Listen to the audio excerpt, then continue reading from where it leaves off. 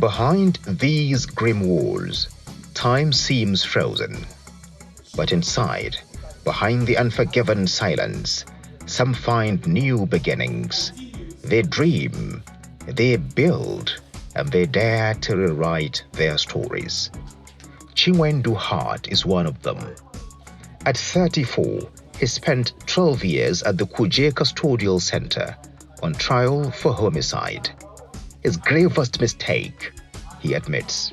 I came in here with just YEC degree, but I've been able to do my first degree here. I did BA Christian Theology, and I've also done my master's here. So we are processing PhD admission. That silence became a liberating library. He studied. He wrote 5 books, each page a plea for redemption. Now, beyond the wall, a chorus grows louder, calling for a second chance. As one inmate finds redemption through writing, another finds it through craft. Like Chinwendu, Christian Picado felt hope slip away when he was incarcerated. But he found a different thread to pull him through. Tailoring taught him more than fabric. It wove into him patience, purpose, and possibility. Staggering in with head bowed and hope shattered years ago, he's walked out with skills, degrees, and dignity. Now he stitches together a life anew. My case finished before my graduation. So coming out too, I was given opportunity to be going there until I studied and finished.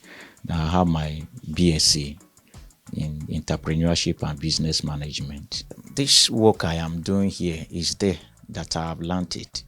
Inside these facilities, change isn't just personal, it's structural. The correctional centers themselves are getting a physical rejuvenation. It is a reflection of the value the Tinubu administration places on the well-being of inmates and a shift towards true correction. Our inmates go to school graduating from first degree, second degree.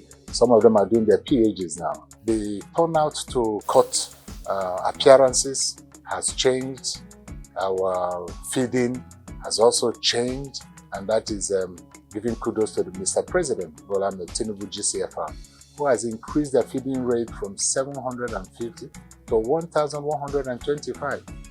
Somebody might say it's not enough, but it was under him that these goodies are coming to our system and our inmates, including our staff who are undergoing lots of training and retraining to meet up with this new spectrum that is needed of them in the area of corrections.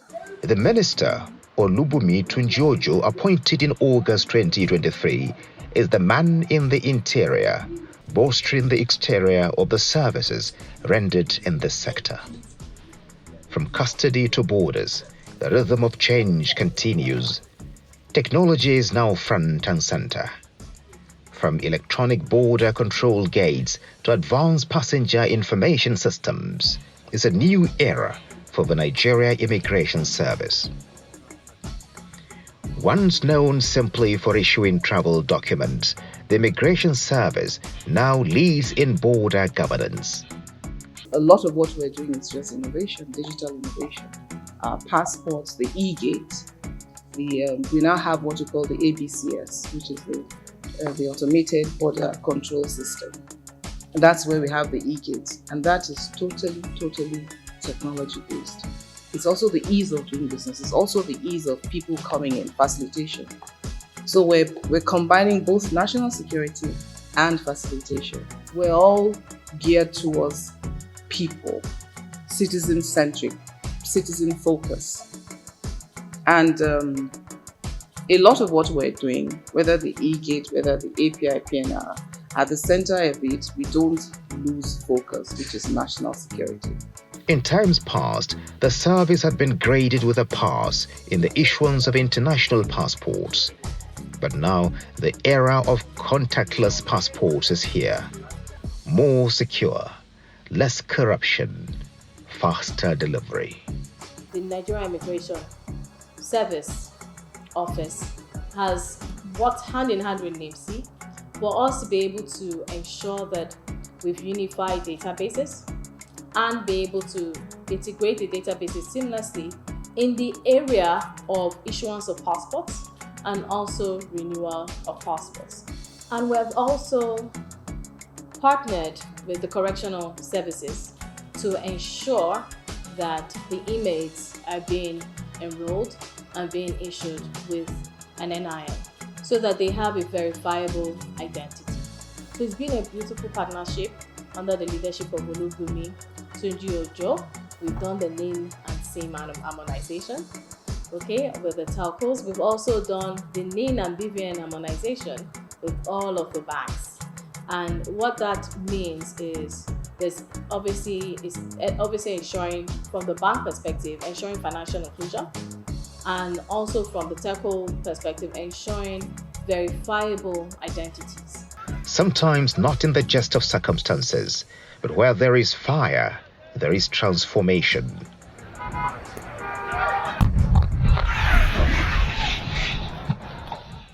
The fire service too is changing gears. These days, the response time has improved. The government were able to approve the concession with what we call NAFDACs. This NAFDACs is a technological development which, when there is any fire anywhere in this country, we get to know immediately and we respond immediately. We also have a collaboration with the Federal Road Safety Corps.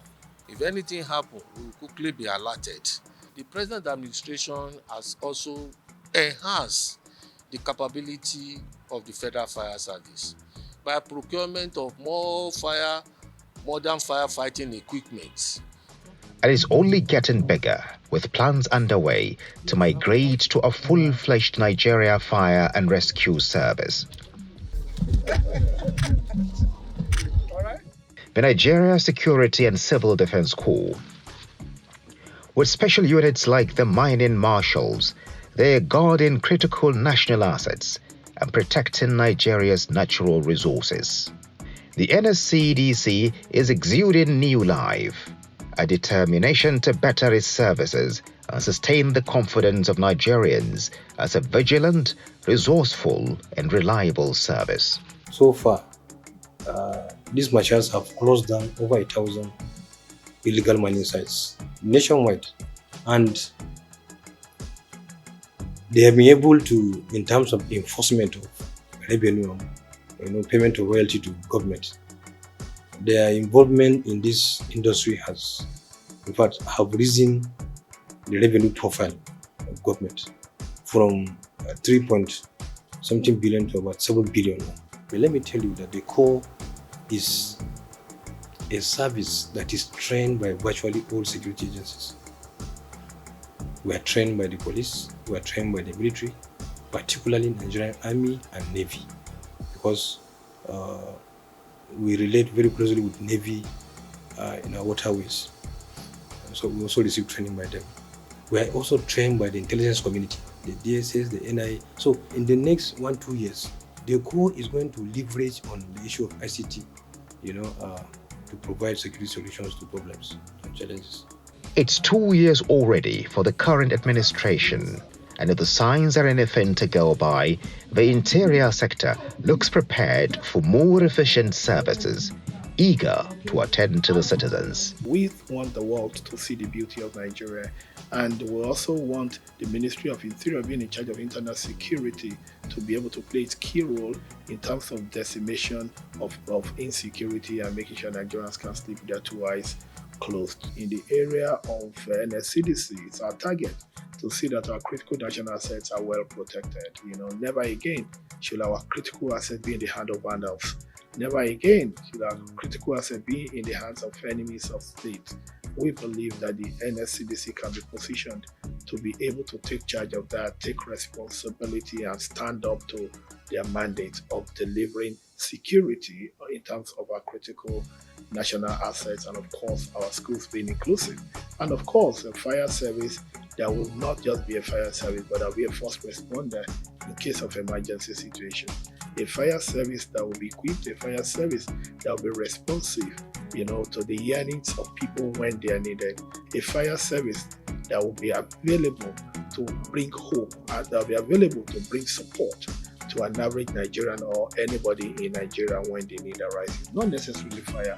If there are accidents, there are other issues. The fire service should be equipped with emergency medical services. Fire service should be an enumerator. Fire service should be a regulator, and the fire service should be an operator. So we want a fire service that will be all three in one and will be able to deliver in line with global best practice. And of course, we want a correctional service that will be corrective, that will be transformative, that will be renovative, that will be reformatory. Not a correctional service that is condemnative in nature. We don't want that sort of correctional service. We will target that by the grace of God. The rate of recidivism should be almost 0% in Nigeria. People should go to correctional centers and become more useful to Nigeria. People should go to correctional centers and be prepared and be ready to contribute their quota for the rest of their lives to the development of this country. They should be able to come out of correctional centers and be more useful to their families, more useful to themselves, being breadwinners of their families, and of course being able to rejig their lives and put themselves on the right track of development. So for us, the ambitions are big, and it's good that we have big ambitions because we know that renewed hope is big. And of course, for us to be able to key into that universal self, we must be ready to deliver to the best of our ability and to the benefit of the generality of Nigerians. From within the walls to the front lines of national service, a new narrative unfolds.